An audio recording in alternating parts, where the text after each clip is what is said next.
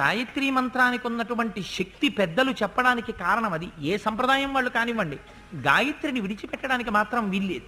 గాయత్రి చేసి తీరవలసింది. రామాయణం కూడా ఒక్కొక్క బీజాక్షరాన్ని తీసుకుని 1000 శ్లోకాలు చెప్పారు.